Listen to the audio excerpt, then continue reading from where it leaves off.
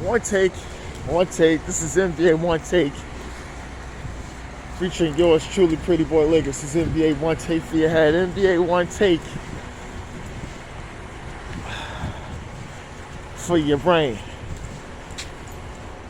Coming to you live, Brooklyn, New York. It's NBA One Take, December 5th.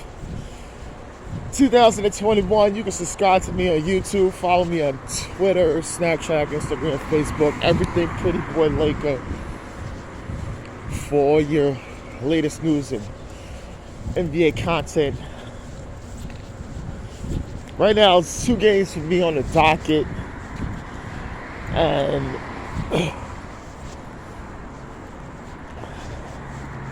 the 2 games was actually a game that actually didn't even go to and had tickets for.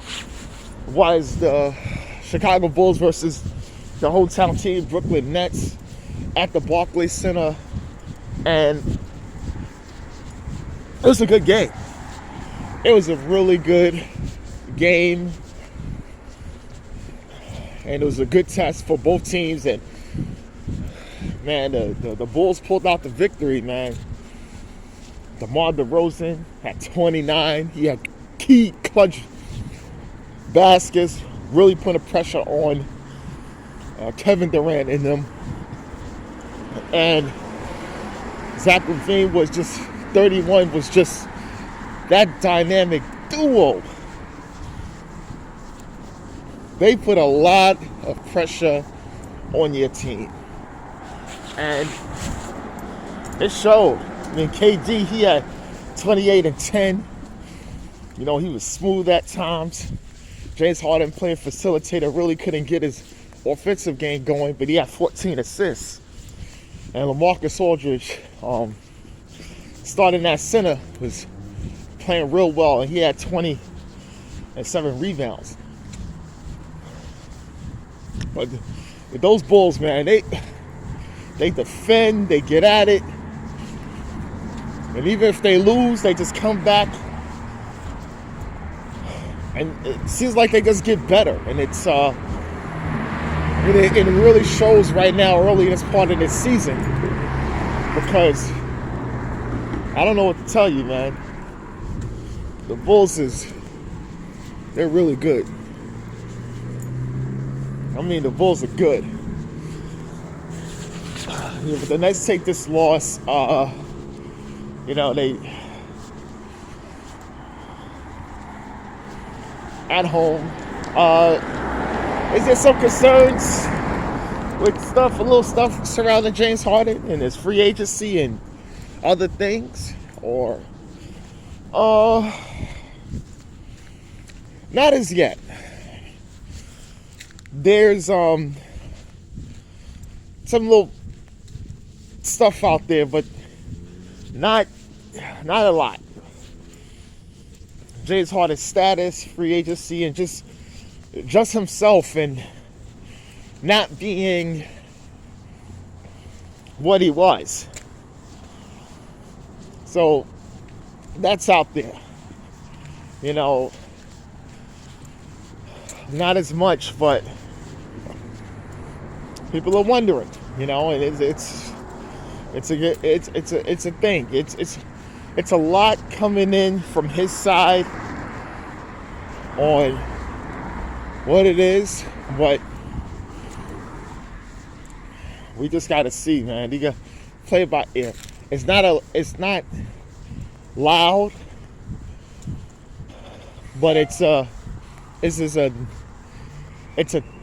like a thump, thump, thump. Okay, we just hear something about James Harden, you know. So we'll see. And the other game I have was the Golden State Warriors versus the San Antonio Spurs. Warriors come in, snap that Suns win streak at 18, and was down to the Spurs, man, and made a comeback, but the Spurs hold them off. Led by DeJounte Murray, he had a double-double. Derek White had a good showing. with 23, and Lonnie Walker had 21, and Keldon Johnson at 15. But they was really putting a lot of pressure on the Warriors. Warriors very emotional win. Steph Curry, he had 27. Jordan Poole, 15. Draymond Green had some good playmaking duties there, some other key baskets, but that's about it. But the Warriors take this loss. It's almost like a scheduled loss, but they tried to win this game. So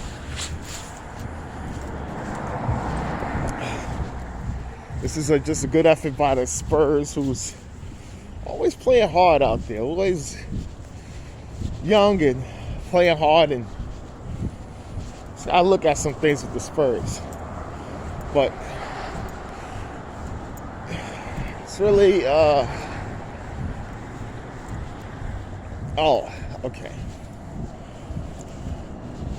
The Olsheay firing with the Portland Trailblazers was something that was coming.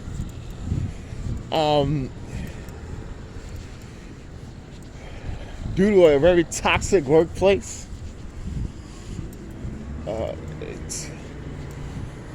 I said in the previous thing when I was talking about the Blazers, there's a lot going on with them, man, and talking about Dame, from a Dame situation.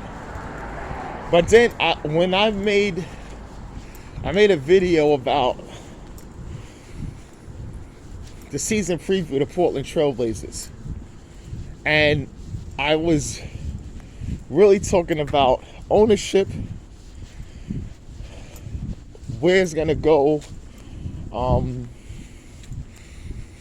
and what they're gonna do. Because like I said,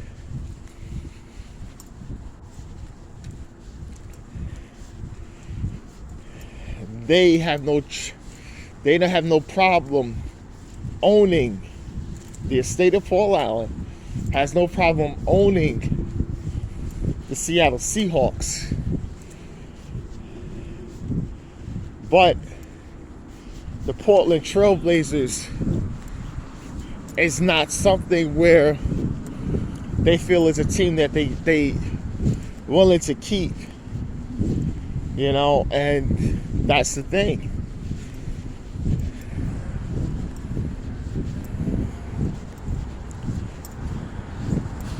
And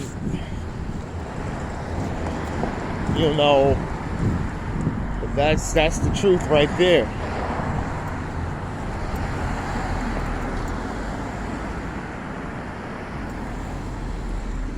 They don't feel that that's a team they're willing to keep. So, like I said, it's a lot going on.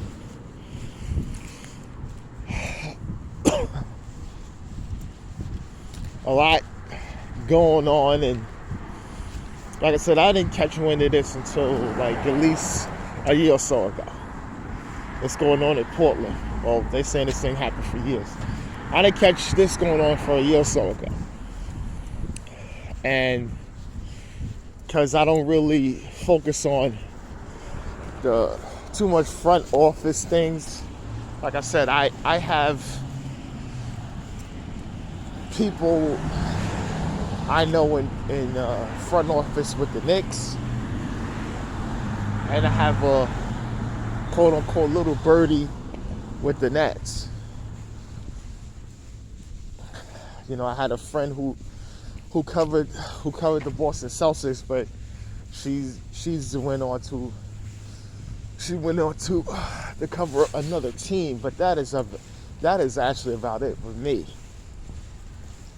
You know, I get the info like almost everybody else, unless you know someone with inside information, or you subscribe to one of those channels to get little tidbits or whatever like that people use to make it as a Discord. But the thing in Portland, it opens up a lot, because now if the team is struggling, they might have to shake things up. So, you heard Ben Simmons, CJ McCollum, Dame, Nurk, all those players is players being talked about now. And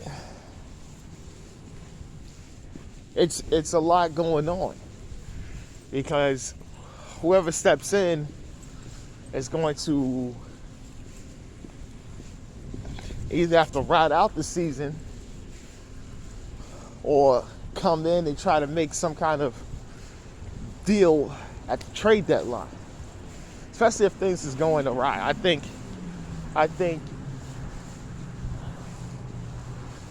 you won't see anything for the most part, but something may happen. Something little, but I don't think nothing big is going to happen with Portland coming up.